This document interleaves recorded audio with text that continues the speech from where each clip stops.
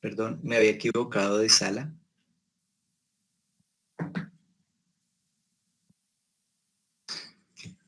Hola Freddy, ¿cómo estás? Bien, bien, bien, gracias. Disculpen la equivocación. Listo, hoy vamos a leer un cuentico de Roald Dahl. Roald Dahl es bastante conocido, no tanto aquí en Colombia, pero bueno, lo conocemos más por la novela Charlie y la fábrica de chocolates. Tiene dos adaptaciones excelentes. La última adaptación la hizo Tim Burton con Johnny Depp, muy buena. Pero quiero decirles que la novela es mucho mejor porque Roald Dahl es un gran escritor y nos vamos a dar cuenta de eso con, con su cuento Cordero Asado. Eh, Voy a leerlo, lo enviamos por WhatsApp, lo pueden leer, no sé, abrirlo por WhatsApp o también aquí podemos, Jorge Iván, si nos haces el favor, si es posible, leerlo. Freddy, tú lo tienes allá, ¿cierto? Sí, Entonces, si quieres, toma el control en el signo más, costado izquierdo sí, inferior, tomas el listo. control y tú puedes ir subiéndolo o bajándolo, porque yo tengo ahorita clase, Sí. ¿listo? Bueno, bueno, Bueno, listo. vale. Listo, Jorge Iván. Bueno, listo, Freddy, gracias. Pero ya tengo de presentador, pero no me deja devolverme a la primera página,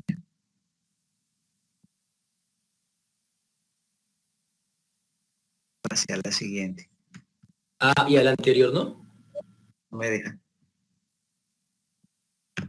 A ver, vea la primera diapositiva, Sí, devuélvela. sí, sí, sí, sí. Ya, ya. Ahí está, Listo. eso. Listo, Jorge Iván. Ok, bueno.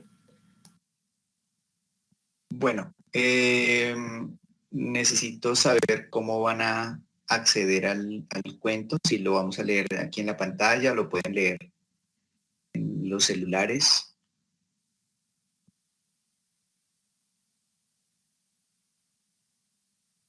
Y les repito, el cuento lo enviamos también por WhatsApp.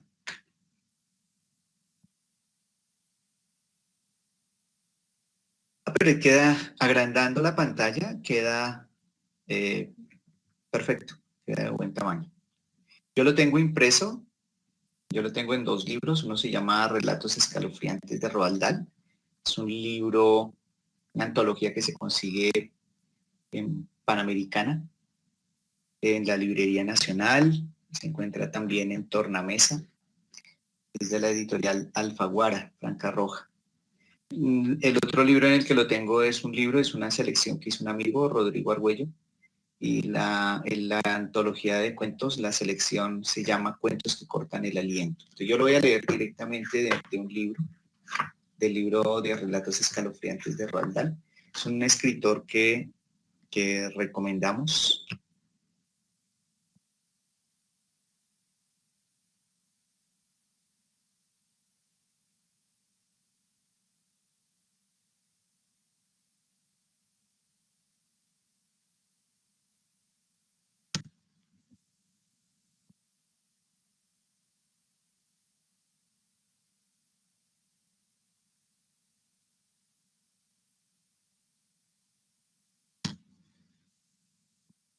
Yo estoy organizando aquí el cuento, pero necesito que todos tengan acceso al cuento.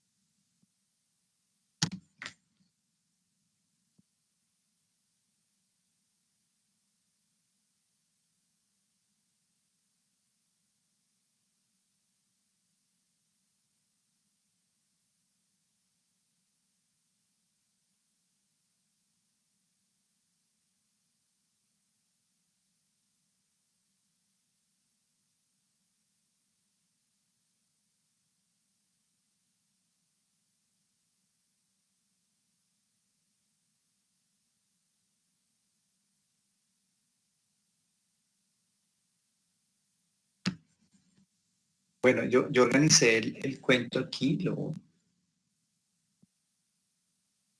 para que lo podamos leer directamente aquí por este lado, pero yo voy a prestar mi voz esta vez para leer este cuento y luego vamos a hacer un análisis del cuento desde una teoría de Roland Barthes y de Humberto Eco, sobre todo de Humberto Eco, que es la teoría de los espacios en blanco.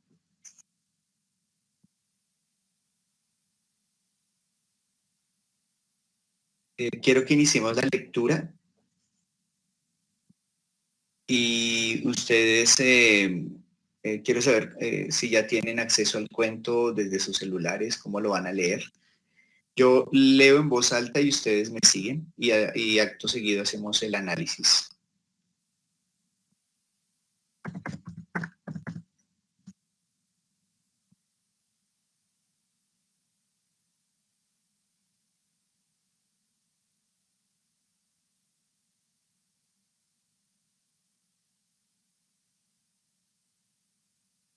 Bien, ¿me escuchan?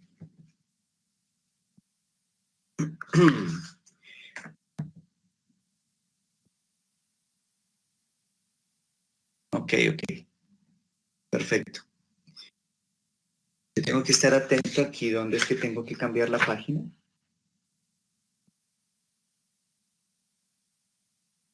Bueno,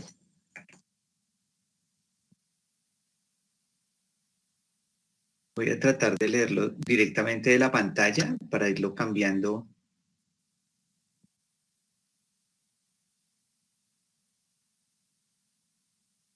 Listo, empieza la lectura. Cordero asado, Roald Dahl. La habitación estaba limpia y acogedora, las cortinas corridas, las dos lámparas de mesa encendidas, la suya y la de la silla vacía frente a ella. Detrás, en el aparador, dos vasos altos de whisky, cubos de hielo en un recipiente. Mary Maloney estaba esperando a que su marido volviera del trabajo. De vez en cuando echaba una mirada al reloj, pero sin preocupación, simplemente para complacerse de que cada minuto que pasaba acercaba el momento de su llegada. Tenía un aire sonriente y optimista. Su cabeza se inclinaba hacia la costura con entera tranquilidad. Su piel estaba en el sexto mes de embarazo, había adquirido un maravilloso brillo. Los labios suaves y los ojos de mirada serena parecían más grandes y más oscuros que antes. Cuando el reloj marcaba las 5:10, empezó a escuchar y pocos minutos más tarde, puntual como siempre, oyó rodar los neumáticos sobre la grava y cerrarse la puerta del coche, los pasos que se acercaban, la llave dando vueltas en la cerradura. Dejó a un lado la costura, se levantó y fue a su encuentro para darle un beso en cuanto entrara. Hola, querido, dijo ella. Hola, contestó él. Ella le colgó el abrigo en el armario. Luego volvió y preparó las bebidas, una fuerte para él y otra más floja para ella. Después se sentó de nuevo con la costura y su marido enfrente, con el alto vaso de whisky entre las manos, moviéndolo de tal forma que los cubitos de hielo golpeaban contra las paredes del vaso. Para ella, esta era una hora maravillosa del día. Sabía que su esposo no quería hablar mucho antes de terminar la primera bebida, y a ella, por su parte, le gustaba sentarse silenciosamente, disfrutando de su compañía después de tantas horas de soledad. Le gustaba vivir con ese hombre y sentir, como siente un bañista el calor del sol, la influencia que él irradiaba sobre ella cuando estaban juntos y solos. Le gustaba su manera de sentarse descuidadamente en una silla, su manera de abrir la puerta o de andar por la habitación a grandes zancadas. Le gustaba esa intensa mirada de sus ojos al fijarse en ella y la forma graciosa de su boca, especialmente cuando el cansancio no le dejaba hablar, hasta que el primer vaso de whisky le reanimaba un poco. ¿Cansado, querido? Sí, respondió él, estoy cansado. Mientras hablaba, hizo una cosa extraña. Levantó el vaso y bebió su contenido de una sola vez, aunque el vaso estaba a medio llenar. Ella no lo vio, pero lo intuyó al oír el ruido que hacían los cubitos de hielo al volver a dejar él su vaso sobre la mesa. Luego se levantó lentamente para servirse otro vaso. Yo te lo serviré, dijo ella levantándose. Siéntate, dijo él secamente. Al volver, observó que el vaso estaba medio lleno de un líquido ambarino. Querido, ¿quieres que te traiga las zapatillas? Le observó mientras él bebía el whisky. Creo que es una vergüenza para un policía que se va haciendo mayor como tú que le hagan andar todo el día, dijo ella. Él no contestó. Mary Malone inclinó la cabeza de nuevo y continuó con su costura. Cada vez que él se llevaba el vaso a los labios, se oía golpear los cubitos contra el cristal. Querido, ¿quieres que te traiga un poco de queso? No he hecho cena porque es jueves. No, dijo él. Si estás demasiado cansado para comer fuera, continuó ella, no es tarde para que lo digas. Hay carne y otras cosas en la nevera y te lo puedo servir aquí para que no tengas que moverte de la silla. Sus ojos se volvieron hacia ella. Mary esperó una respuesta, una sonrisa, un signo de asentimiento al menos, pero él no hizo nada de esto. Bueno, agregó ella, te sacaré queso y unas galletas. No quiero, dijo él. Ella se movió impaciente en la silla mirándole con sus grandes ojos. Debes cenar, yo lo puedo preparar aquí, no me molesta hacerlo. Tengo chuletas de cerdo y cordero, lo que quieras, todo está en la nevera. No me apetece, dijo él. Pero querido, tienes que comer. Te lo sacaré y te lo comes si te apetece. Se levantó y puso la costura en la mesa junto a la lámpara. Siéntate, dijo él. Siéntate solo un momento. Desde aquel instante ella empezó a sentirse atemorizada. Vamos, dijo él. Siéntate. Se sentó de nuevo en su silla, mirándole todo el tiempo con sus grandes y asombrados ojos. Él había acabado su segundo vaso y tenía los ojos bajos. Tengo algo que decirte. ¿Qué es, querido? ¿Qué pasa? Él se había quedado completamente quieto y mantenía la cabeza agachada de tal forma que la luz de la lámpara le daba en la parte alta de la cara, dejándole la barbilla y la boca en la oscuridad. Lo que voy a decirte te va a trastornar un poco, me temo, dijo, pero lo he pensado bien y he decidido que lo mejor que puedo hacer es decírtelo enseguida. Espero que no me lo reproches demasiado. Se lo dijo, no tardó mucho, 4 o 5 minutos como máximo. Ella no se movió en todo el tiempo, observándolo con una especie de terror mientras él se iba separando de ella más y más a cada palabra. Eso es todo, añadió.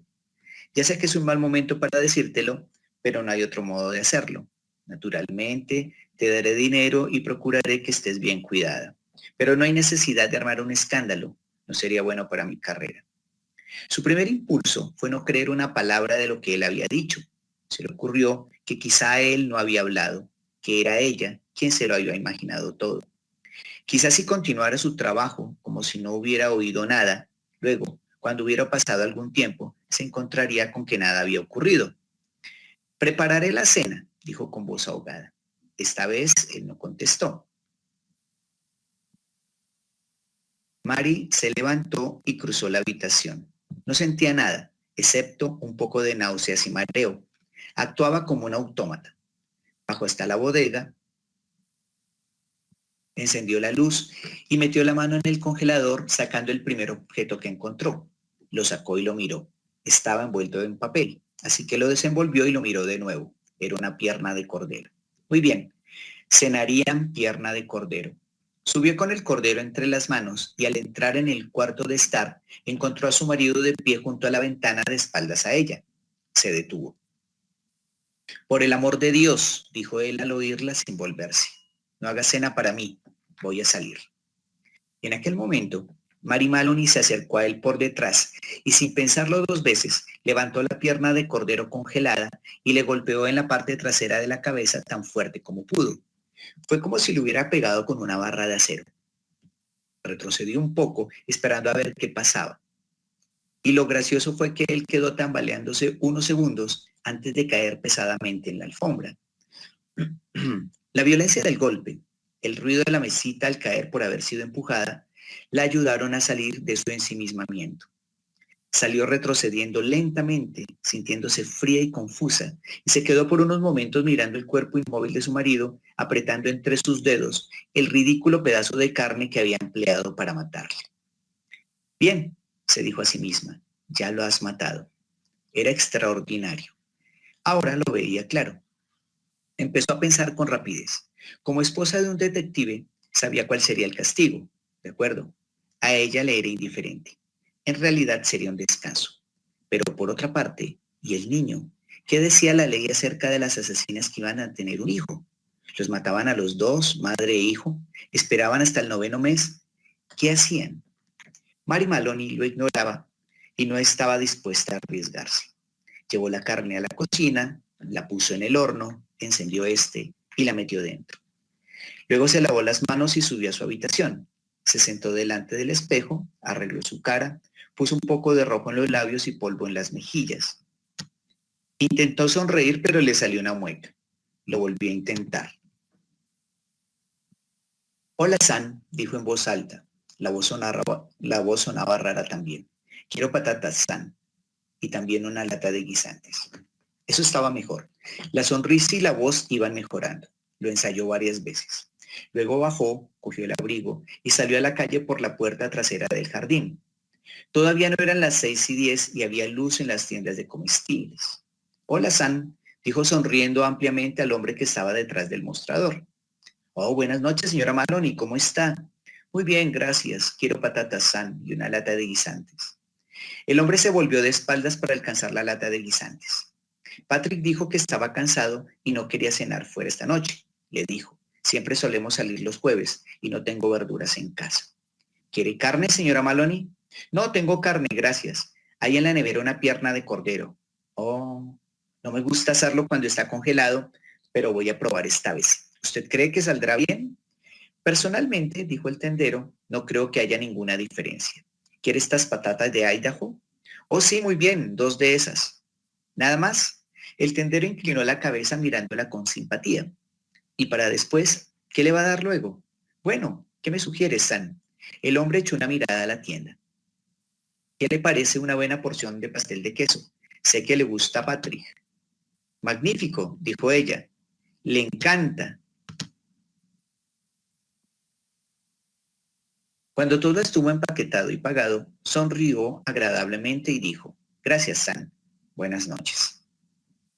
Ahora, se decía a sí misma al regresar, iba a reunirse con su marido, que la estaría esperando para cenar, y debía cocinar bien y hacer comida sabrosa, porque su marido estaría cansado. Y si cuando entrara en la casa encontraba algo raro, trágico o terrible, sería un golpe para ella y se volvería histérica de dolor y de miedo. ¿Es que no lo entienden? Ella no esperaba encontrar nada. Simplemente era la señora Maloney que volvía a casa con las verduras un jueves por la tarde para preparar la cena a su marido. Eso es, se dijo a sí misma, hazlo todo bien y con naturalidad. Si se hacen las cosas de esta manera, no habrá necesidad de fingir.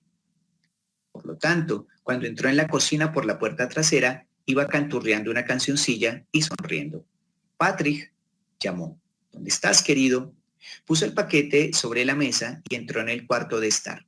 Cuando le vio en el suelo, con las piernas dobladas y uno de los brazos debajo del cuerpo, fue un verdadero golpe para ella.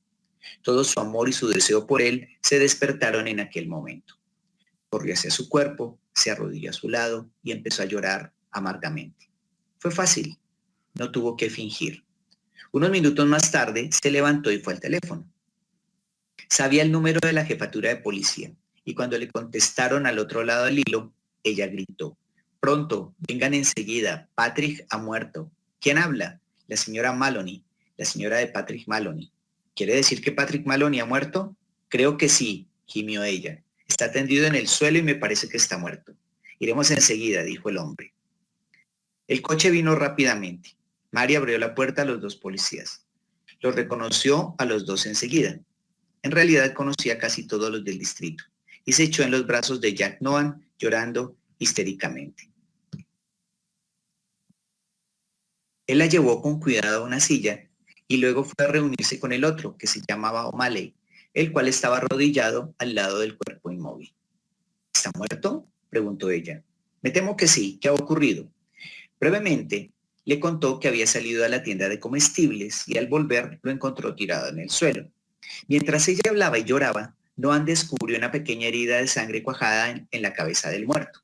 Se lo mostró a O'Malley y este, levantándose, fue derecho al teléfono. Pronto llegaron otros policías. Primero un médico, después 2 detectives, a uno de los cuales conocía de nombre. Más tarde, un fotógrafo de la policía que tomó algunos planos y otro hombre encargado de las huellas dactilares. Se oían cuchicheos por la habitación donde yacía el muerto y los detectives le hicieron muchas preguntas. No obstante, siempre la trataron con amabilidad. Volvió a contar la historia otra vez, ahora desde el principio. Cuando Patrick llegó, ella estaba cosiendo y él se sintió tan fatigado que no quiso salir a cenar. Dijo que había puesto la carne en el horno, allí estaba, asándose, y se había marchado a la tienda de comestibles a comprar verduras. De vuelta, lo había encontrado tendido en el suelo. ¿A qué tienda ha ido usted?, preguntó uno de los detectives.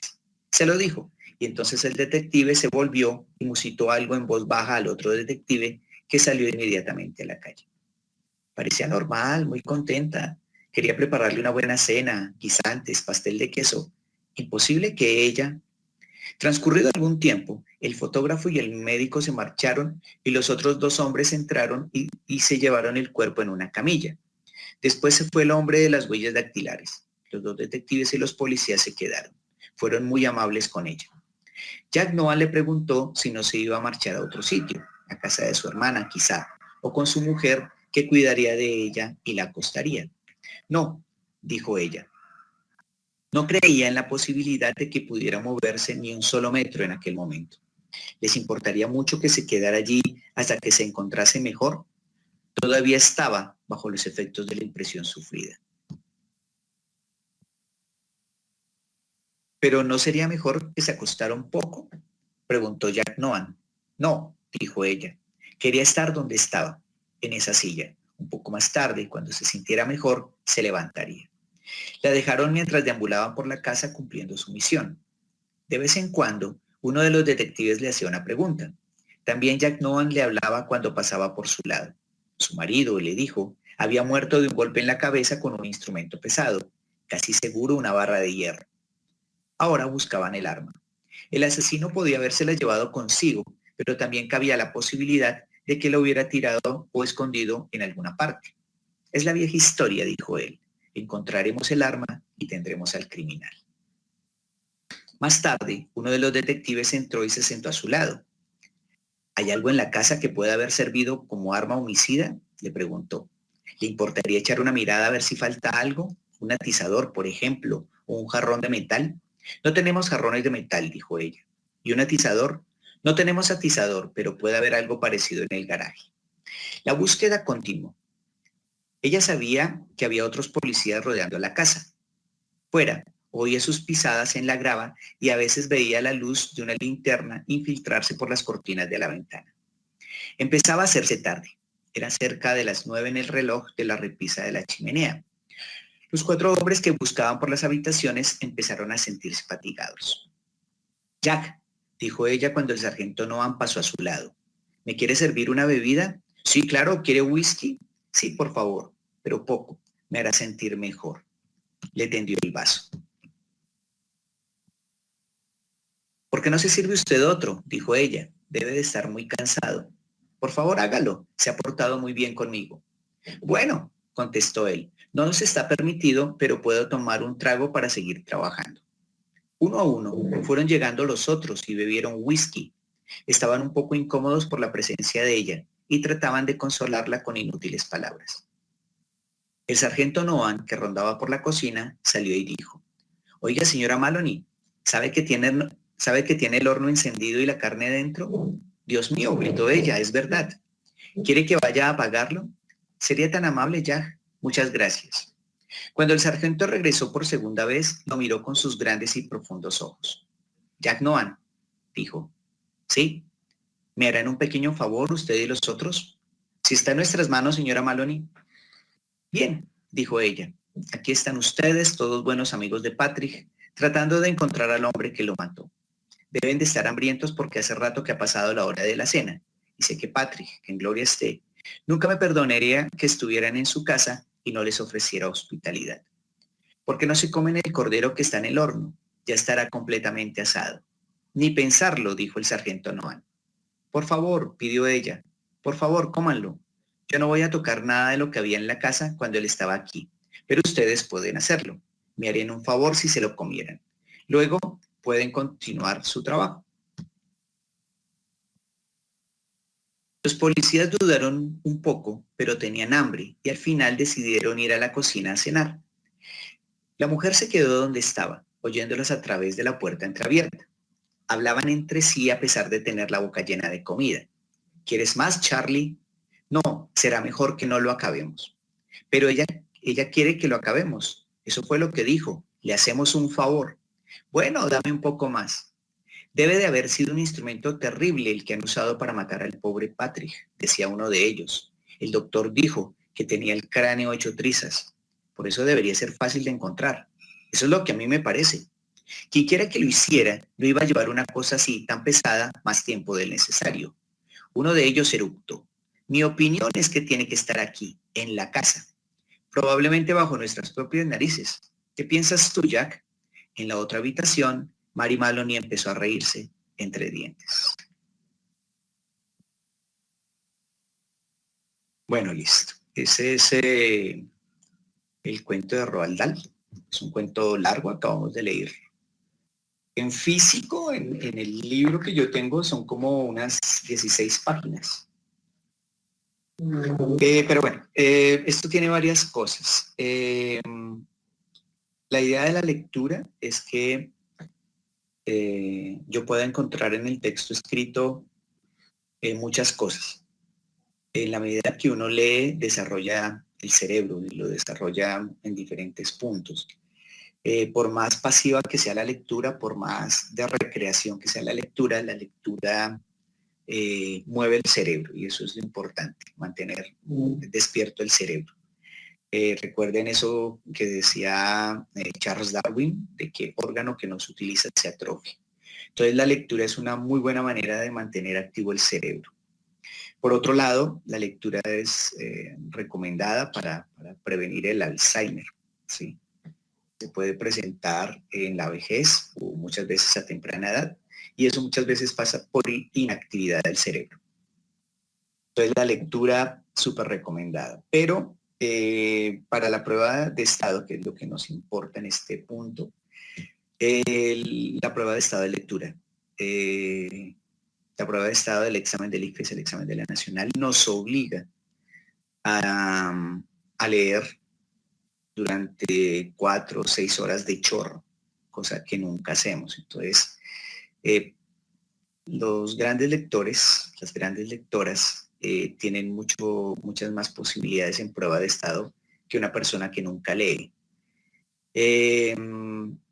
Obviamente hay que seleccionar los textos, ojalá tengamos la oportunidad de alguien que nos recomiende textos que nos motiven a continuar la lectura, a hacer la lectura, a leer el texto completo, a no abandonarlo, a mantener el interés por una novela policíaca, qué sé yo, un buen libro de filosofía o de antropología, etc. Bien, volviendo a la propuesta inicial, Umberto Eco tiene una teoría que se llama la teoría de los espacios en blanco. Se le denomina de varias maneras, espacios en blanco o cosas no dichas. Esas cosas no dichas, esas cosas no narradas, son sugerencias. Para Umberto Eco, esos espacios en blanco permiten al lector participar de la creación del texto. Es decir, la propuesta básica de Umberto Eco es que los textos se ofrecen de manera incompleta y cosa que no es gratuita, para que los lectores participemos de la creación del texto, para que los lectores completemos eso que está incompleto. En primer lugar, nosotros tenemos que detectar en este cuento cuál es el espacio en blanco. Les voy a dar un ejemplo. En el cuento que leímos hace un tiempo, en el colegio, La cicatriz del mal, había algo no dicho, había un espacio en blanco. Y era por qué razón, o sea, el cuento no nos decía por qué razón el tipo había asesinado a su esposa. Y luego nosotros tuvimos que resolver eso, casi que hacer una investigación para ver más o menos por qué razón la había matado. Y allí habíamos dicho que había una relación directa entre el asesinato y el hecho de que él se había trasladado con su familia completa del continente a la isla. Casi que podríamos decir que él trató de alejarla de algo que había en el continente. Y decíamos, en una hipótesis, que él asesinó porque ella le era infiel con alguien del continente. Y que cabía también la posibilidad de que él, de que ella, perdón, en sus paseos cotidianos saliera de la isla para tomando el transbordador para ir al continente y visitar a su amante. Bueno, eso lo resolvimos cuando leímos La cicatriz del mal. Pero ahora, vengamos aquí a este cuento de Roald Dahl y ayúdenme a determinar cuál es el espacio en blanco. ¿Qué es lo que no nos contaron? ¿Qué fue lo que no se narró dentro de esta historia? Pueden escribir por su chat para que me digan cuál es el espacio en blanco.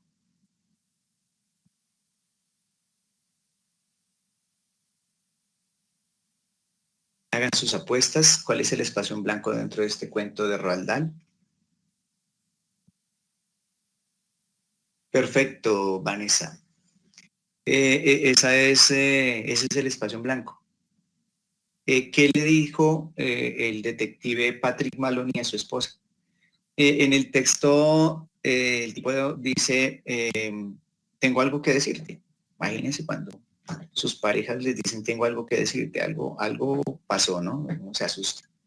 ¿Qué pasó? Ella le dice, ¿qué pasó?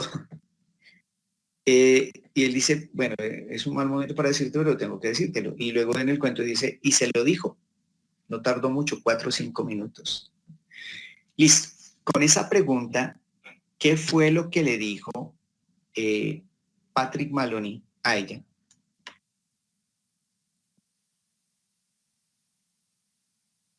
Voy a escribirla en el chat.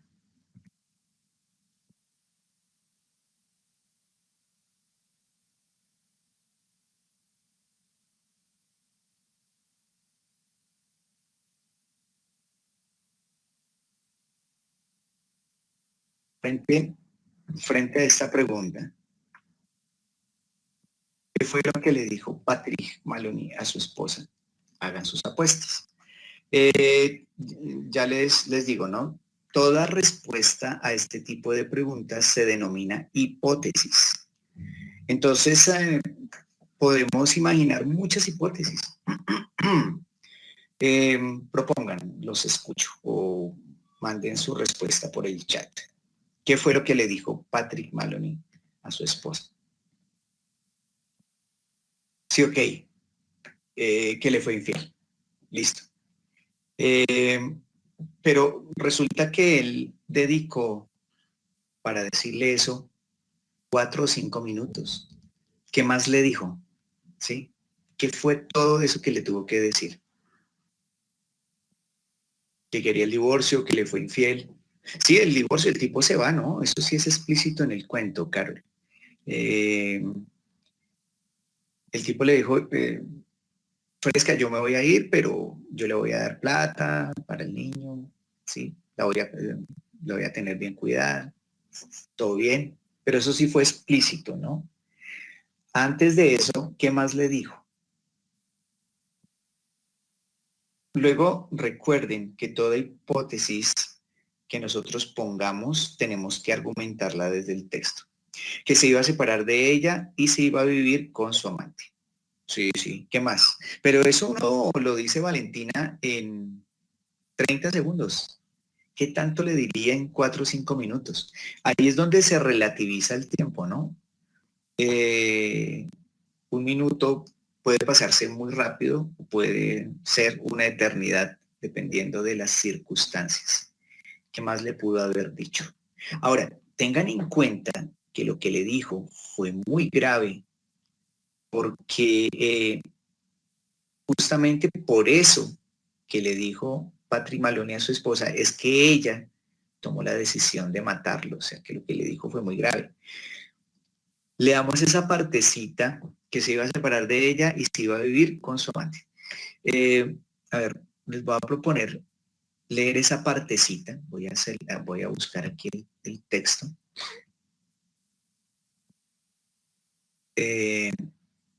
Vamos a contextualizar ese espacio en blanco. Dice así.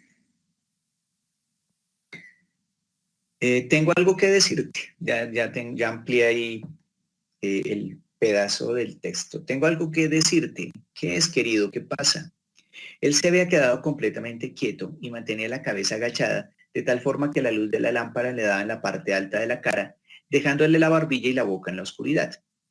Lo que voy a decirte te va a trastornar un poco, me temo, dijo, pero lo he pensado bien y he decidido que lo mejor que puedo hacer es decírtelo enseguida. Espero que no me lo reproches demasiado. Y se lo dijo. No tardó mucho, 4 o 5 minutos como máximo. Ella no se movió en todo el tiempo, observándolo con una especie de terror, mientras él se iba separando de ella más y más a cada palabra. Eso es todo, añadió. Ya sé que es un mal momento para decírtelo, pero no hay otro modo de hacerlo. Naturalmente, te daré dinero y procuraré que estés bien cuidada, pero no hay necesidad de armar un escándalo. No sería bueno para mi carrera. Fíjense la actitud de ella en el momento que él le está diciendo, sí, pues lo que le dijo. Y se lo dijo, no tardó mucho, 4 o 5 minutos como máximo. Ella no se movió en todo el tiempo, observándolo con una especie de terror, mientras él se iba separando de ella más y más a cada palabra. Ella lo mira con una suerte de terror, le está diciendo, ¿qué? ¿Cómo así? ¿Qué es lo que está diciendo este señor? A ver, en este caso, el personaje, Mary Maloney, sabe, conoce esa información. Nosotros los lectores no lo sabemos. Les voy a explicar algo. Ya volvemos sobre lo que posiblemente le dijo Patrick Maloney a su esposa. Cuando vamos a cine, cuando somos espectadores, pasa lo mismo. Hay cosas que sabe el personaje, pero que no sabemos los espectadores. De la misma manera, hay cosas que sabemos los espectadores o los lectores y que no saben los personajes. En una película de terror, nosotros vemos que hay una puerta y que luego viene un fantasma, abre esa puerta y se mete. Luego viene el personaje y él no sabe qué hay en esa puerta. La abre y se mete. Nosotros ahí nos asustamos porque sabemos que el tipo se metió en la boca del lobo. Bueno, volviendo aquí al cuento de Roald Dahl. El personaje, Mary Maloney, sabe, sí, lo que le dijo su esposo. Nosotros no lo sabemos. Eso es intencional. Alguien inteligente, un escritor inteligente como Roald Dahl, nos deja ese espacio en blanco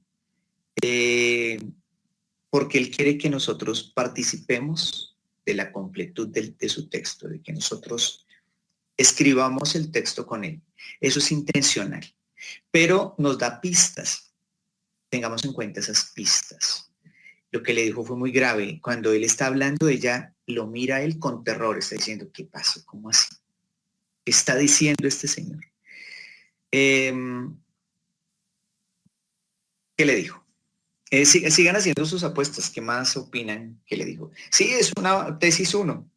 Sí, él se va, la va a dejar. Le está diciendo, divorciémonos, chao, esto no da más. Ella está totalmente enamorada de él, ¿no? Eso lo sabemos al principio. Cuando ella lo espera todos los días con el mismo ansia, con el mismo deseo, está enamorada de su hombre, de su esposo, además está embarazada, sí, tiene 6 meses de embarazo. Es el amor ideal para ella. Pero lo que no sabía era algo que le quería decir su esposo. Quiero que sean más arriesgados y apuesten más a lo que le dijo él a ella. Lo que le dijo él a ella es muy grave. Y sí, él se va, eso queda claro. ¿Quién quiere poner una hipótesis un poco más arriesgada. Hipótesis o tesis es igual, son sinónimos, ¿no? Esa respuesta la podemos llamar hipótesis o tesis. Sí, Laura, sí, esto no da más, estoy mamado, estoy aburrido. Que había asesinado a alguien. A ver, Juana. Yo creo que vamos a ver cómo podemos tumbar esta tesis, Juana. A ver, en este caso concreto, ni siquiera hipotético, el esposo que es policía le dice a su esposa que mató a alguien, que asesinó a alguien. Siendo él policía, pues es totalmente viable. Pero no se solidaría, no habría solidaridad de ella con él, en este caso, en caso que le haya dicho, mira, asesiné a alguien, me voy. Él le dice, mira, maté a alguien y luego viene ella y lo mata a él. Creo que esa tesis se cae por su propio peso. No siento que sea eso lo que él le haya dicho.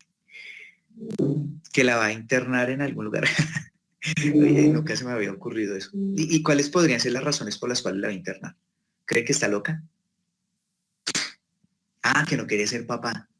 Sí, sí, sí. Uy, qué susto, sí. Qué susto ser papá. Eh, sí, sí. ¿Qué más? A ver, ¿qué más? A ver, lo que le dijo él a ella fue muy grave. Sí, esa tesis podría ser, oiga, no, o vamos a abortar, sí, porque yo no quiero ser papá tan joven o qué sé yo. Ah, no, él ya no está joven, ahí dice que ya está pasadito de edad. Mayra, él ya no quería a su esposa. Sí, sí, sí, él no la quería. O de pronto le tenía otro tipo de afecto. Por ahí dicen que las relaciones largas se vuelven incestuosas. Eh, los integrantes de la pareja se vuelven como hermanitos. Sí, que ya no la quería. A ver, vamos a pensar en todo lo que hay alrededor de ese fragmento del cuento. Me gustaría que alguien lograra apostar con una tesis bien arriesgada. Voy a ampliar nuevamente el fragmento, voy a volver a leer algo que nos va a dar luces sobre lo que él le dijo a ella, lo que posiblemente le dijo, ¿no?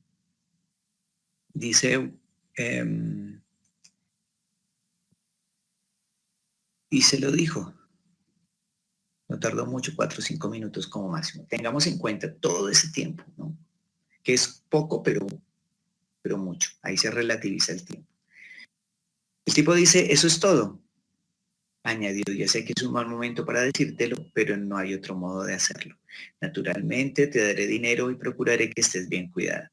Pero no hay necesidad de armar un escándalo, no sería bueno para mi carrera. Tengan en cuenta este dato para los que tienen otra apuesta, que tiene otra familia, sí, los tipos que tienen familias paralelas, ¿no? Está la oficial y la no oficial y tienen hijos y todo. Sí, puede ser. Y que se va con otra familia. Es totalmente viable. Esa hipótesis también me gusta. Me gusta la hipótesis de que no quiere ser papá y la está convidando al aborto. Puede ser. O la de que tiene una familia paralela. Sí, son tesis totalmente viables. Y eso podría ser un escándalo para la carrera de él, teniendo en cuenta que es militar. Que es un policía corrupto, ¿no? Yo creo que ella se solidaría, ahora no sé cómo pronunciar la palabra, se haría solidaria con él en caso de que el tipo fuera corrupto. Si lo cogen, lo meten a la cárcel y se jode todo. Y acuérdense que ella está protegiendo el futuro de su bebé, ¿no? Así que si el tipo le dice, mire, es que soy corrupto, ella lo apoya. Sí, ella dice, no, pero ¿qué hacemos? Hagamos algo. Muy bien, muy bien. Yo tengo una tesis, de pronto alguien la tiene ahí, pero no se arriesga a decirlo. Esa me gusta, Carlos, esa es mi tesis. que el tipo es gay. El tipo es gay. Esa tesis me gusta más. Que estaba con ella solo por aparentar, que tiene la familia perfecta y la vida perfecta, y quizá él ya no quería seguir con la mentira. Sí, bueno, apoyemos esto que dice Laura con lo que dice Carol Bolívar. Sí, resulta que en esos 3 o 4 minutos, en esos 4 o 5 minutos, el tipo le va a decir, pues, que se va, que la tiene que dejar, que es gay, y se disculpa con ella. Le dice, mira, yo la verdad es, siempre he sido, pero por aparentar, pues he tenido que meterme en la policía, me he tenido que casar con alguien que no quiero. Siempre me han gustado los hombres, va a decir el policía Patrick Maloney. Y ya estoy cansado de fingir. Ya no da más. Ahora encontré al hombre de mis sueños y queremos vivir los dos, queremos hacer una familia. Ella está así mirándolo con terror diciendo, ¿cómo así? No lo puedo creer. ¿Qué es esto de por Dios? Ya ahí sí, en esos 3 o 4 minutos podemos pensar en que él se demora todo eso. Ah, que el tendero es el novio. El tendero sabe que le gusta a él, ¿no? Sabe que le gusta la torta de queso. Eh, sí, no, sí, esa parte podría tener algo de viabilidad, pero si fuera el novio, el tendero la habría hundido. Habría dicho, mire, ella vino acá y estaba como sospechosa, pero no, él la apoyó. Entonces, esa tesis de que el tendero sea el novio la podemos también descartar. Ella armó su coartada, ¿no? Ella asesina al marido dándole ese corderazo en la cabeza, el cordero estaba congelado, y se va para la tienda, ¿no? Y arma su coartada. Y cuenta siempre la misma historia de que cuando vuelve del mercado, su esposo ya estaba muerto y lo habían asesinado. Eh, bien, esa tesis me gusta más. Pero tengan en cuenta siempre que esos espacios en blanco no los deja el autor porque sí. El autor quiere que nosotros participemos de la elaboración del texto, ¿vale? Y de eso pues siempre vamos a encontrar muchos textos, no todos los cuentos, o no todas las novelas, o no todas las películas dejan esos espacios en blanco. Bueno, como nosotros hemos tenido dificultad con las películas, me gustaría proponerles otra. Es una película que permite hacer un análisis parecido al que hemos hecho aquí de solucionar espacios en blanco. La película se llama Animales Nocturnos. Ya miraremos a ver si yo me consigo el link, se los comparto y ustedes la ven. Es una película que tiene espacios en blanco y que nos lleva mucho como a pensar un análisis en términos de la teoría de los espacios en blanco de Humberto Eco. Bueno, ya miramos más adelante. Por ahora todos terminamos de ver la película que estaba de tarea, la película surcoreana Parásitos. Bien, hay otro análisis que yo tengo de este cuento de Roald Dahl y es el siguiente.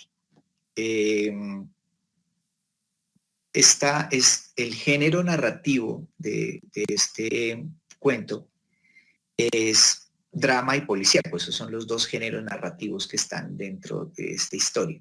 El drama, porque pues son una pareja, él le dice que se tiene que ir por alguna razón. Ahí está el drama. Y el policíaco, porque se da un asesinato, hay un crimen, hay una investigación además, pero que vienen a ser unos detectives que son totalmente obtusos, que son unos idiotas. Acuérdense que en el género policíaco, creado por Edgar Allan Poe, Hay una competencia entre dos inteligencias superiores. La inteligencia superior del criminal que comete el crimen perfecto y la inteligencia superior del detective que va a resolver el crimen perfecto.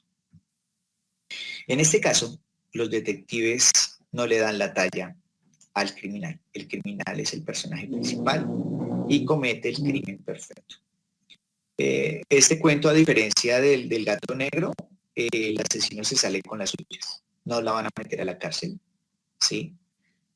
Porque comete el crimen perfecto. Y embolata totalmente a los detectives, a los compañeros de su esposo. Ella los embolata, ¿no? Ella les dice cosas como, por ejemplo, mientras ustedes buscan al hombre que mató a mi esposo, un detective como Auguste Dupin, el detective de Poe, o Sherlock Holmes, le habría preguntado, y si no fue un hombre el que mató a su esposo, sino una mujer, tuvo que habérselo dicho, ¿sí? Porque ella era la principal sospechosa, ¿sí? Como principal sospechosa, ellas no podían obviarla. Eh, mientras ustedes buscan el arma con el que mataron a mi esposo, ¿sí? Ya nosotros como lectores sabíamos eso. No lo sabían los detectives, nosotros sí lo sabíamos. Pero los detectives tuvieron que haberlo inferido. Un Sherlock Holmes habría inferido que ella asesinó a su marido con el cordero. O sea, Sherlock Holmes lo habría resuelto. Auguste Dupin lo habría resuelto. Hércules Poirot, el detective de Agatha Christie, lo habría resuelto. Entonces, ¿qué tenemos acá? Aquí tenemos una parodia del género policíaco. Roald Dahl se está burlando del género al hacer que los detectives se coman el cuento y que incluso se coman la evidencia. Se comieron la evidencia, se comieron el arma que estaban buscando. En este sentido es que yo digo que hay una parodia del género policíaco. Pero también hay una parte de la parodia, es que el detective que pudo haber resuelto este crimen, el Sherlock Holmes que pudo haber resuelto este crimen, está ahí tirado en la sala, ¿sí? El detective que pudo haber resuelto esto fue asesinado por su esposa. Resulta que dentro de la teoría del género policíaco, el detective no se casa, el detective no puede casarse por su vida de aventura que implica ser un detective, que implica ser un policía. Pero en este caso, Roald Dahl casó al detective y se burla haciendo que la esposa mate al detective. Bueno, es un análisis ya como muy con lupa que hago yo, teniendo en cuenta que pues yo conozco bastante el género y siento que ahí hay una parodia, que Roald Dahl se está burlando del género policíaco. Bien, ¿qué opinan? Cuéntenme cómo les pareció el cuento. ¿Vamos bien con los textos que estamos leyendo?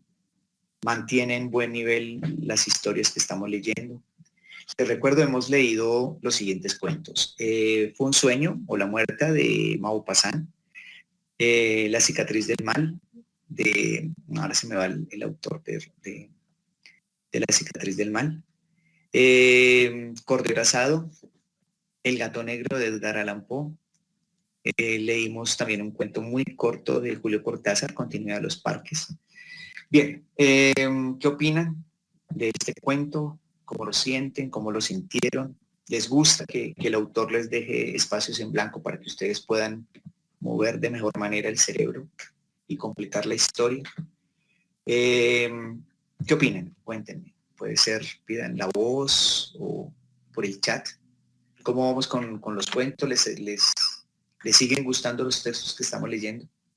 Porque hay más cuentos, hay más textos que vamos a seguir leyendo.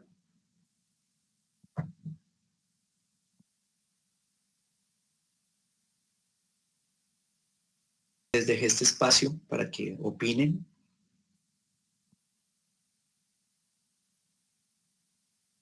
Les cuento, los cuentos que he seleccionado para leer con ustedes tienen siempre esa característica.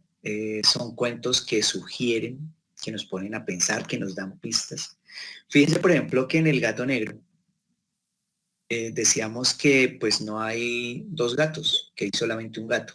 De manera superficial, de manera literal, el cuento nos hace creer que son dos gatos. Pero luego, como es un cuento de terror, nosotros como lectores tuvimos que pillarnos eso, que es un cuento de terror, y que no habían dos gatos, sino que Plutón había resucitado, había vuelto del mundo de los muertos, y que por eso se llamaba Plutón. Y hacíamos la intertextualidad con la mitología griega.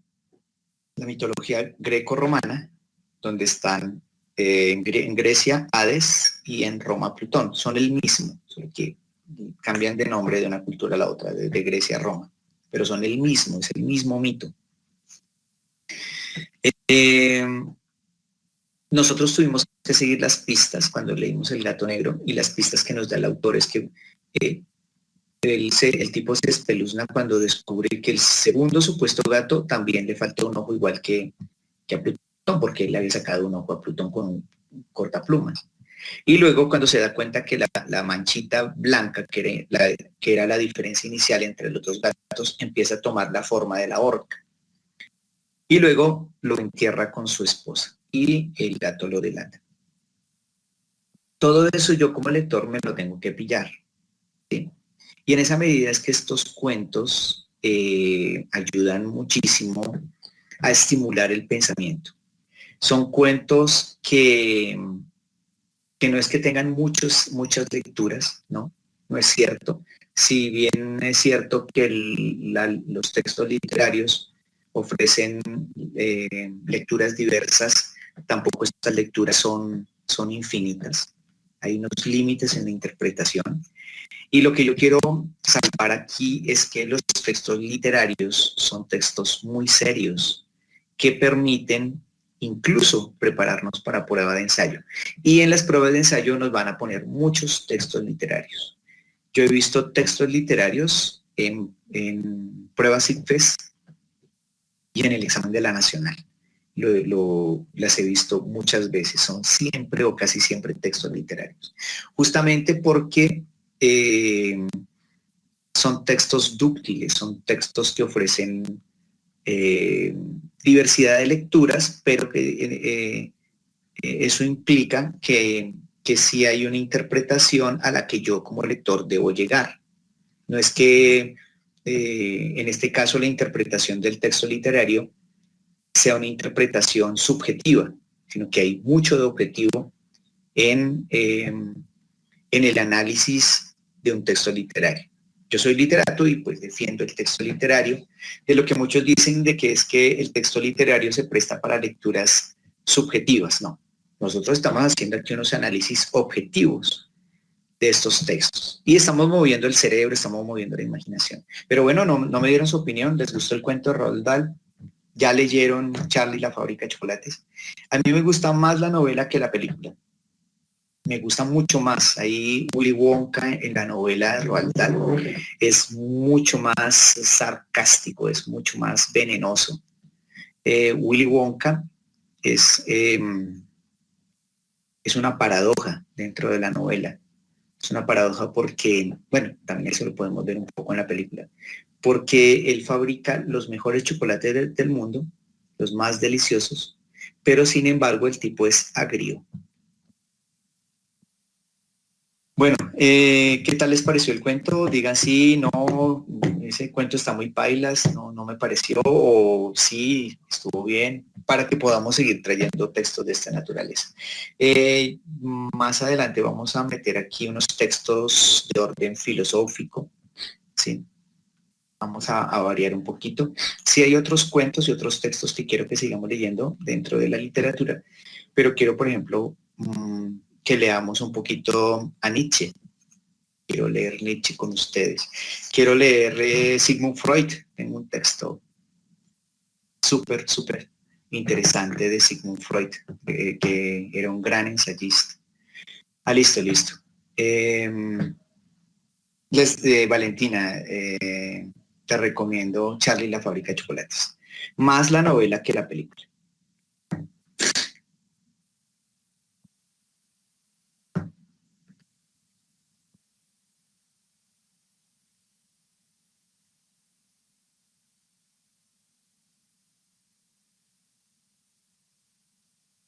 Antes de, antes de cerrar la clase, quiero hacer,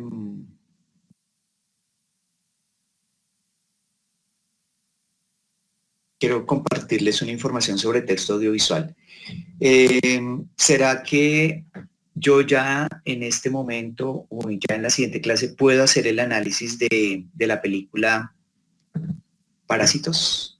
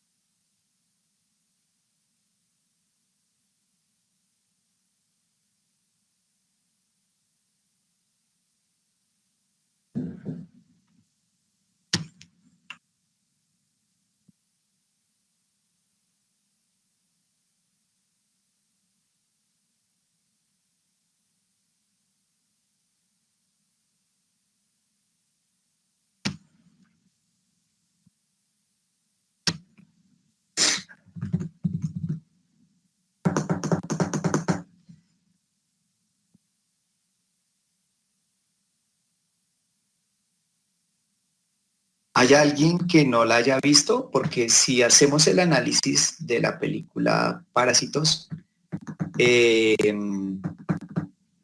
y no la ha visto o no la ha visto completa, le vamos a hacer spoiler. Pero bueno, ya es que hemos tenido bastante tiempo. Ahora voy a ponerles la otra película y les voy a conseguir un link para que podamos ver Animales Nocturnos. Es una película hecha con pinzas, una película que lo pone a uno a pensar, es deliciosa en ese sentido, porque tiene espacios en blanco. Si la pueden ir buscando y alguien nos quiere compartir el link, magnífico. Bueno, yo voy a hacer ya el análisis de Parásitos. Eh, que si alguien no la ha visto, no la ha visto completa, que diga, no, no, no, todavía no, denos un tiempito más.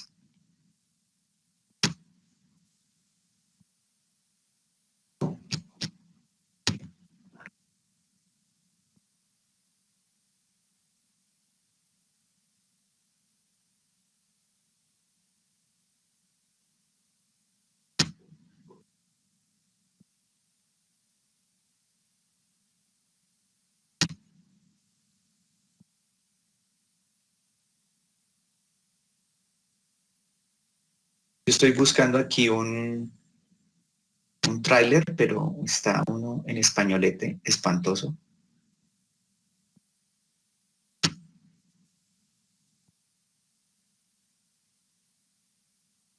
Estoy esperando que alguien diga no, denos un placito.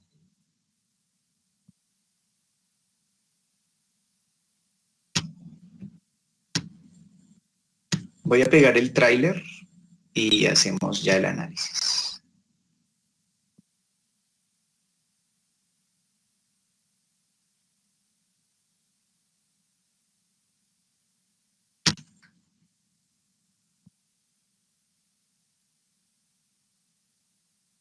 Bueno, listo. Voy a hacer el análisis de Animales Nocturnos. ¿Listo? Resulta que hay una teoría de Roland Barthes que se llama teoría de los índices narrativos. Hay varios tipos de índices. Están los índices recurrentes, ¿sí? Son índices, son palabras u objetos que aparecen de manera recurrente, están a lo largo de todo el texto, ¿sí? Digamos, el cigarrillo en las historias de detectives, el asesino fuma constantemente, el detective fuma, todos fuman, ¿no? Entonces el cigarrillo es un índice recurrente. Aparece en las obras filosóficas, literarias, artísticas. Por ejemplo, si tomamos las pinturas de Salvador Dalí, encontramos de manera muy recurrente las horquetas sosteniendo cosas que se caen, ¿no? La horqueta es es como ese palo que termina en B y que sirve, por ejemplo, para bajar naranjas, o que también se utiliza para sostener cosas que se están cayendo. Eso es una horqueta.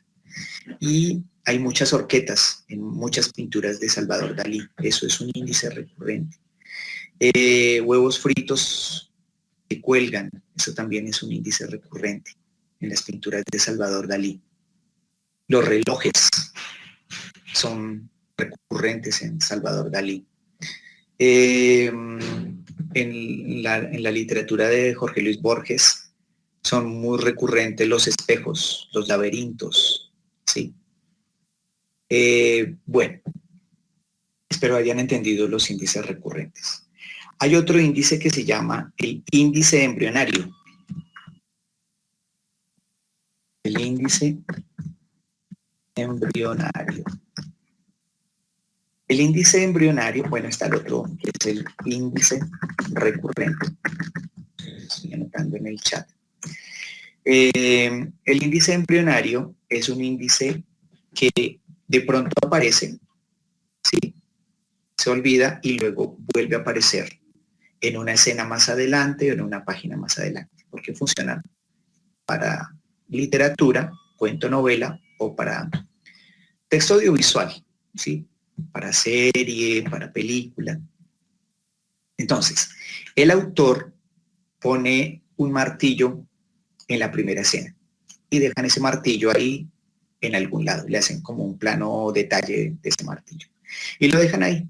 Y luego, escenas más adelante, perdón, el personaje necesita matar a alguien, no encuentra un arma, un cuchillo, un revólver, y se acuerda del martillo, y va a donde había dejado el martillo, lo toma y lo utiliza.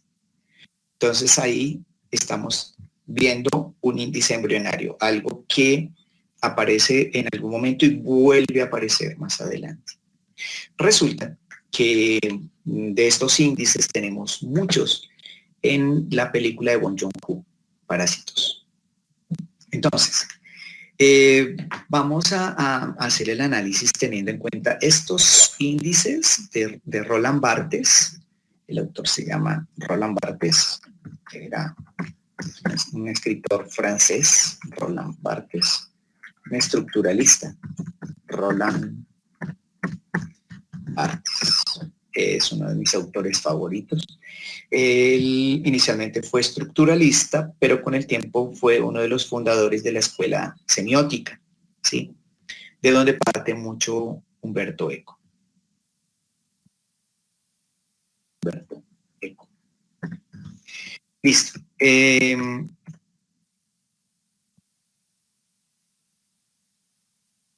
Esta película, Parásito, se presta mucho para mirarla desde un análisis semiológico. Pero entonces hay varias cosas. Es una película hecha de opuestos, de antagonismos. Entonces tenemos los muy ricos y los muy pobres, ¿sí? Los que lo tienen todo y los que no tienen nada. Los muy ricos están arriba y los muy pobres están abajo, ¿sí? Están tan abajo que ni siquiera viven en un piso a ras, sino en un sótano, ¿vale? Tenemos ese tipo de opuestos y con esos opuestos vamos a jugar. Tanto que podríamos de pronto hacer un análisis desde la propuesta de Dante Alighieri, de la Divina Comedia. Arriba, abajo, ¿sí? Y cielo, infierno. Ahora, los pobres que viven en el infierno quieren entrar al cielo. Bueno, no lo llamemos cielo, llamémoslo paraíso. Paraíso, infierno. ¿Listos? Porque cielo sería una visión judeocristiana. Entonces, no me interesa esa visión. Paraíso, infierno. Los pobres que viven en el infierno, las pobres almas dantescas, quieren ir al paraíso y lo invaden. Ellos no entran en el paraíso, lo invaden, entran de manera ilegal. Entonces, entran en el paraíso, pero de pronto el paraíso los expulsa.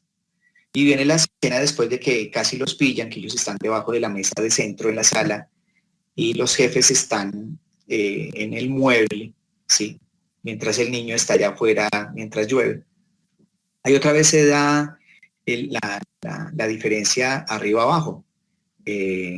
Los ricos están arriba en el sofá y ellos están abajo en el piso, incluso debajo de la mesa. Ellos están siempre debajo de algo, en el sótano, debajo de la casa, en la mesa, en la sala, debajo de la mesa.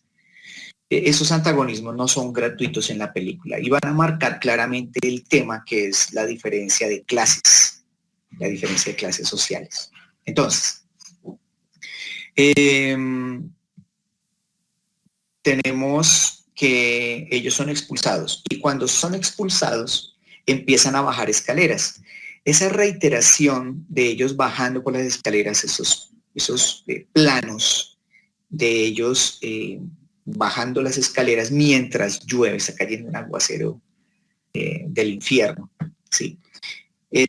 Tanto así que llega el punto donde se hace un plano de los pies del chico bajando para las escaleras y vemos el agua que lleva la misma dirección, el agua también va hacia donde ellos van hacia abajo. Finalmente llegan a su lugar, el infierno, su sótano. Y en ese sótano o semisótano, ellos lo encuentran inundado. Está inundado y se confunden las aguas limpias con el agua del inodoro, porque están en el infierno. ¿Sí? En el infierno no hay comodidades, no hay ni siquiera wifi. En el otro lado sí, hay de todo, hay wifi, hay riquezas y sobra la comida y todo sobra. Sí, aquí abajo hay que trabajar en lo que sea para conseguir la comida. Por eso toman la decisión de invadir el paraíso. Pero listo, ellos vuelven al infierno, pero luego son otra vez convidados al paraíso y vuelven a subir al paraíso, ya no de manera tan ilegal.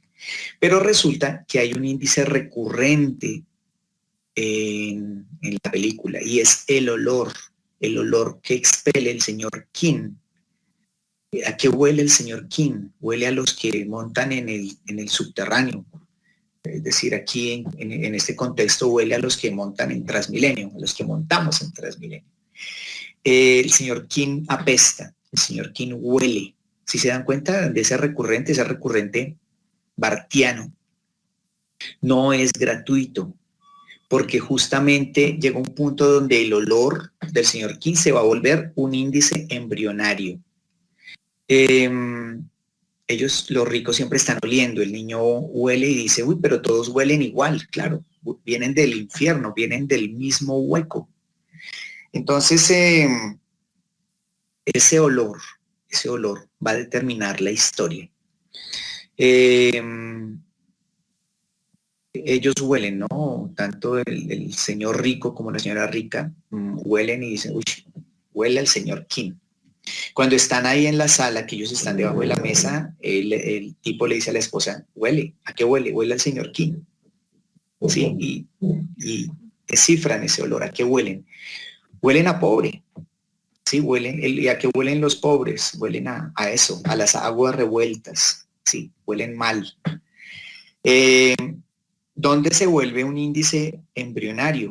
En la parte final, cuando están en la fiesta del niño, sí, que es el señor, con el señor King, se disfrazan de indios y se da el asesinato, matan a este tipo, al otro que también forma parte del infierno, y huele igual que el señor King, apesta al señor King. Entonces cuando este tipo rico le pide las llaves al señor King, el tipo se las arroja y se cae ahí, el señor de la casa, el rico, se agacha a recoger las llaves tapándose la nariz porque huele al señor King. Y ahí es donde el señor King toma la decisión de asesinarlo. Entonces, fíjense cómo ese recurrente se nos vuelve embrionario, ¿sí? Porque despierta el olor del señor King y es lo que lleva a matarlo. Y con eso se están marcando también todo el tema central de la película, que son las clases sociales. Los muy ricos, los que lo tienen todo, en relación con los que no tienen nada. Al final, nuevamente son expulsados del paraíso. Y toda la familia es expulsada. Sí, una es asesinada, el otro, bueno, vuelven abajo. Tienen que bajar nuevamente. Y el señor King, aunque se quede arriba, también tuvo que bajar, porque el paraíso tiene su infierno y es el sótano donde viven los parásitos. Ese es un análisis semiológico, ¿sí? Donde vamos a darnos cuenta que los planos que se hacen de la escalera, de ellos bajando, no son gratuitos. Incluso esa parte donde ellos empiezan a bajar dura un tiempo. Y para el director es importante verlos bajar y bajar escaleras, ver cómo bajan con el agua y cómo llegan nuevamente al infierno. Entonces es una película hecha de opuestos, por eso el guión es tan interesante, la escritura de la historia se vuelve interesante porque es una historia hecha desde contrastes, el arriba y el abajo, el paraíso y el infierno, los ricos, los pobres, que marcan el tema central de la película, que es la diferencia de clases sociales. Ese es un análisis que yo tenía, que es importante poder uno aprender a ver una película y ver que yo como espectador tengo que aprender a darme cuenta de detalles. Por ejemplo, la fotografía. La fotografía cambia. Cuando estamos en el paraíso tiende a ver luz, mucha luz, ¿sí? Se puede ver el sol, abajo no se puede ver el sol. ¿Sí? Arriba se respira, en el paraíso se respira felicidad. En el paraíso se viven bien, se viven felices. ¿Sí? Por eso es importante invadir el paraíso para tomar algo de esa felicidad del paraíso. Esa felicidad que tiene también el Wi-Fi. Bueno, no sé qué más quieran agregar para ir terminando la clase de hoy. Observaciones, cuéntenme, David. ¿Qué más vieron en la película? ¿Cómo les pareció? Para que nos vayamos dando cuenta por qué se ganó los grandes premios. Por primera vez en la historia se gana mejor película extranjera y película del año. Ese premio de la película del año siempre se la ganan los gringos, ¿sí? Siempre se la ganan allá en Hollywood. Los que ganan son películas hechas en Hollywood. Muchas veces ni siquiera esos premios se los ganan las películas de cine independiente, que son las que se hacen fuera de las productoras hollywoodenses. O sea, en ese sentido, la película la rompe y se gana los grandes premios. Se gana mejor director, se gana mejor película del año, mejor película extranjera. Se hace moñona, se lleva los mejores premios. Faltó la de actor, pero es que ahí sí no le podían dar la talla a Joaquín Phoenix, ni siquiera en los Estados Unidos y en Inglaterra. Sí, pero explícanos eso, David. Sí, es que como la película juega con el contraste arriba y abajo, los ricos siempre están arriba, los pobres siempre están abajo. Los ricos están en el sofá y los pobres están en el piso debajo de la mesa. Los ricos viven en la casa y los parásitos viven o muy abajo allá en los barrios de los pobres, ¿sí? Incluso en un sótano, o en la misma casa, pero en el sótano. Entonces siempre la película va a manejar ese antagonismo, arriba, abajo. Sí, eso es un sótano, una cosa ahí subterránea. Sí, hay casas que se construyen de esa manera, es el tipo de construcción que surgió sobre todo a raíz de la Guerra Fría, particularmente en Estados Unidos, ¿no? Casa gringa que se respete tiene su sótano en la parte de abajo, que era también como el lugar donde se iban a proteger de las bombas nucleares y esas cosas. Pero entonces acordémonos quién hizo la casa, la hizo un arquitecto que sabía de ese tipo de construcciones, que le hace un sótano. Bien, yo les puse la película de tarea. Los que la fueron a ver en cine, magnífico, chévere, porque esa era la idea, ir al cine y ver una buena película. Una película que nos deje cosas interesantes. Una película que nos deje pensando, como nos va a dejar Animales Nocturnos. No sé para cuándo quieren que dejemos Animales Nocturnos. Miramos. Es que hay cosas así como espacios en blanco, como lo que hemos visto en los cuentos que estamos leyendo. Miramos a ver si para la siguiente sesión, pues como la vamos a ver en línea, el primero que la tenga comparte el link por el grupo de WhatsApp. Yo también voy a buscarla. Yo tengo la película, creo que en DVD, a la antigua, pero miremos a ver si la podemos conseguir en internet y la vemos. Bueno, chicos, chicas, gracias por haber estado hoy en la clase. Chévere madrugar, a seguir leyendo, a seguir pensando, a seguir preparándonos para la prueba de estado. Muy posiblemente para lo que es el examen del ICFES, sí, esa fecha creo que no se correría, así como vamos de cuarentena 3 meses más. Como la prueba es en agosto, pues nada, de aquí a agosto yo creo que ya hemos venido superando la cosa. Yo ayer tuve que salir a la calle a hacer una vuelta.